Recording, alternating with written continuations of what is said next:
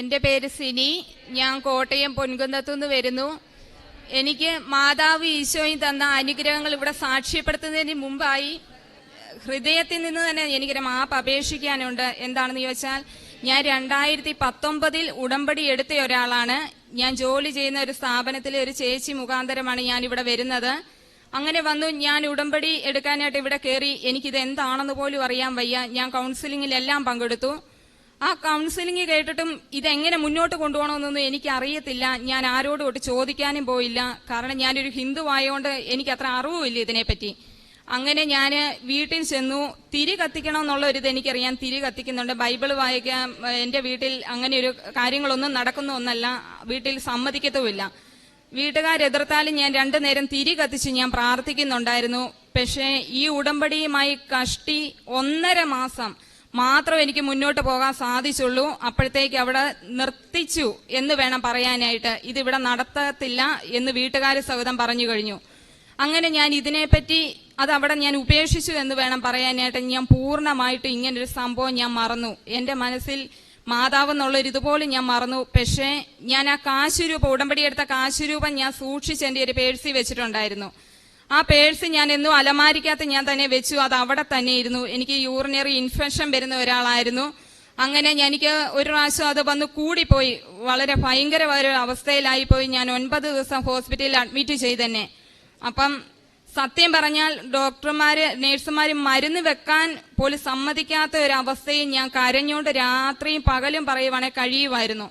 അങ്ങനെ ഞാൻ ഹോസ്പിറ്റലിൽ എന്നെ ഡിസ്ചാർജ് ചെയ്യുന്ന ദിവസം തന്നെ ഞാൻ എൻ്റെ ഫോണിനകത്ത് യൂട്യൂബിൽ നോക്കിക്കൊണ്ടിരുന്നപ്പം കൃപാസന മാതാവിൻ്റെ ഒരു ഫോട്ടോ എൻ്റെ യൂട്യൂബിൽ കയറി വരുന്നു. ജോസഫ് അച്ഛൻ്റെ ഉടമ്പടി ധ്യാനം ഇത് ഞാൻ കണ്ടു. പക്ഷെ ഇതെല്ലാം ഒന്നും ഞാൻ ശ്രദ്ധിച്ചിട്ട് അന്നേരം ഞാൻ അത് മാറ്റി അടുത്തോ ഞാൻ കണ്ടുകൊണ്ടിരുന്നു.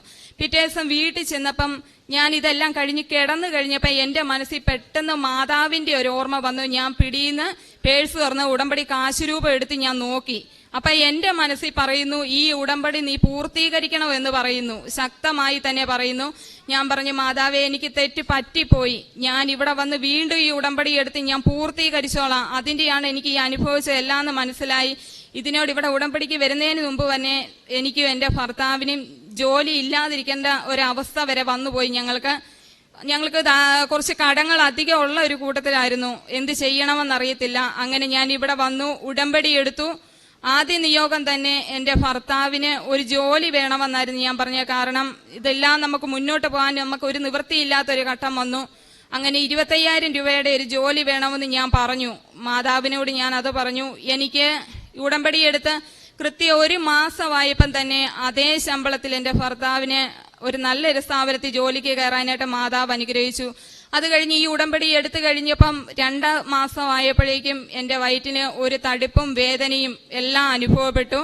അങ്ങനെ ഞങ്ങൾ ഡോക്ടറെ കണ്ടപ്പം പറഞ്ഞു സ്കാനിങ് ചെയ്യാൻ പറഞ്ഞു. അപ്പം ഞാൻ ഉടമ്പടി എടുത്ത ഒരു വിശ്വാസത്തിൽ ഞാൻ അമ്മയോട് പറഞ്ഞു, ഞാൻ സ്കാൻ ചെയ്യുന്നില്ല. എല്ലാവരും ഇവിടെ പറയുന്നത് കേൾക്കാൻ, നേർച്ച വസ്തുക്കൾ, ഉടമ്പടി തൈലോ എല്ലാം പുരട്ടി സുഖപ്പെടുന്നു.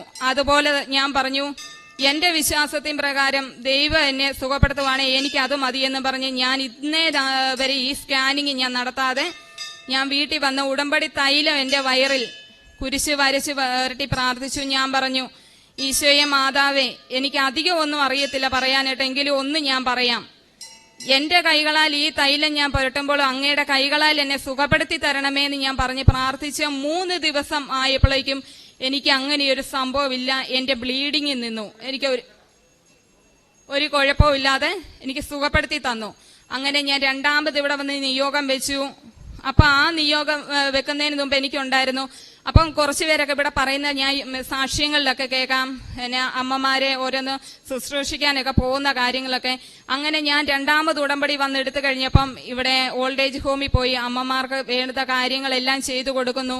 ഇവിടെ വന്ന് പത്രം മേടിച്ചുകൊണ്ട് പോയി ഗവൺമെന്റ് ഹോസ്പിറ്റലിൽ പോയി എനിക്ക് ചെയ്യാൻ പറ്റുന്നൊരു സഹായം അവർക്ക് ഞാൻ ചെയ്തു. അതുപോലെ തന്നെ എൻ്റെ ജോലി ചെയ്യുന്ന സ്ഥാപനത്തിൽ മിക്ക ആളുകളും ഹിന്ദുക്കളാണ്. അവർക്കെല്ലാം ഇവിടുന്ന് തിരി വാങ്ങിക്കൊണ്ടുപോയി അതേ ഉടമ്പടി തൈലം കുരിശ് വരച്ച് ഞാൻ കൊടുത്തിട്ട് പറഞ്ഞു, വീട്ടിൽ നിന്ന് ഉടമ്പടി പ്രാർത്ഥനയും ഞാൻ എഴുതിക്കൊണ്ട് അവർക്കെല്ലാം കൊടുത്തിട്ട് പറഞ്ഞു, നിങ്ങളിത് 2 നേരം തിരി കത്തിച്ച് പ്രാർത്ഥിക്കണമെന്ന് പറഞ്ഞു. അവരെല്ലാം അത് ഇപ്പോഴും ചെയ്യുന്നുണ്ട് കാശുരൂപമായിട്ട്. അങ്ങനെ എന്നിട്ട് ഞാൻ പറഞ്ഞത്, എൻ്റെ 2ാമത്തെ ഒരു നിയോഗം വെച്ചത്, മാതാവേ, എനിക്ക് വിദേശത്തൊരു ജോലിക്ക് പോകണം. രക്ഷപ്പെടാൻ ഒരു മാർഗം നീ എനിക്ക് തരണേ എന്ന് പറഞ്ഞു. അങ്ങനെ ആ ജോലിയുടെ ഇത് വെച്ച് പാസ്പോർട്ട് ഞാൻ എടുത്തു. ഒരാഴ്ച ആയപ്പം എൻ്റെ മനസ്സിൽ ഞാനിതിങ്ങനെ ജോലി ചെയ്യുന്നിടത്തിരുന്ന സാക്ഷ്യങ്ങളൊക്കെ അവിടെ ഞങ്ങൾക്ക് ഇതൊക്കെ വെക്കുന്നതിന് കുഴപ്പങ്ങളൊന്നുമില്ല. എല്ലാവരും സിനിമാ ഗാനങ്ങൾ കേൾക്കുമ്പോൾ ഞാൻ അച്ഛൻ്റെ ധ്യാനവും ഈ സാക്ഷ്യങ്ങളുമാണ് ഞാൻ കേട്ടോണ്ട് അവിടെ നിന്ന് ജോലി ചെയ്യുന്നത്. അതിൻ്റെ ഇടയിൽ സാക്ഷ്യം കേട്ടോണ്ടിരുന്നിടയിൽ എൻ്റെ മനസ്സിൽ പറയുന്നു, പരിശുദ്ധാത്മാവ് പറയുന്നു, നീ ഇന്ന് വീട്ടിൽ പോയി വൈകിട്ട് തിരി കത്തിക്കുമ്പോൾ നിന്റെ പാസ്പോർട്ടിൽ ഉടമ്പടി തൈലം പുരട്ടി കുരിശി വരച്ചു നീ പ്രാർത്ഥിക്കണമെന്ന് പറഞ്ഞു. അങ്ങനെ 3 ദിവസം ഞാൻ പ്രാർത്ഥിച്ചു കഴിഞ്ഞു. ഇവിടെ ശനിയാഴ്ച വന്നു. ഞാൻ എൻ്റെ ആദ്യത്തെ നിയോഗത്തിലെ സാക്ഷ്യങ്ങളെല്ലാം പറഞ്ഞു കഴിഞ്ഞപ്പോൾ എനിക്ക് വീട്ടിൽ ചെന്ന് കഴിഞ്ഞപ്പോൾ വിളി വരുന്നു, വിദേശത്തൊരു ജോലിയുടെ കാര്യമുണ്ട്, പോകാൻ തയ്യാറാണെങ്കിൽ നമുക്ക് പോകാമെന്ന് പറഞ്ഞു. അപ്പം മാതാവിനോട് അതിനു മുമ്പേ ഞാൻ ഇവിടുന്ന് പറഞ്ഞിട്ടായിരുന്നു പോയത്, എനിക്ക് ഈ തിരുവൾത്താരയിൽ കയറി നിന്ന് എൻ്റെ ഉടമ്പടി പൂർത്തീകരിക്കുന്ന ദിവസം തന്നെ എനിക്ക് സാക്ഷ്യം പറഞ്ഞിട്ട് പോകാനായിട്ട് എന്നെ അനുഗ്രഹിക്കണമെന്ന് പറഞ്ഞു. അതുപോലെ തന്നെ ഒരു അനുഗ്രഹം എനിക്ക് തന്നതിൽ ദൈവത്തിൻ തമ്പുരാനോട് ഒരുപാട് നന്ദി ഞാൻ പറയുവാണ്. ഇതുപോലെ തന്നെ ഈശോയുടെ മാതാവിന്റെ കാരുണ്യത്തിൽ തന്നെ ഞങ്ങൾക്ക് അങ്ങോളം എന്നെ എൻ്റെ കുടുംബത്തെയും അനുഗ്രഹിക്കണമെന്നും അപ്പൊ ഞാൻ അതിനു മുമ്പ് മറന്നുപോയി, ഞാൻ ടെൻഷൻ കൊണ്ട് പറയാനായിട്ട്.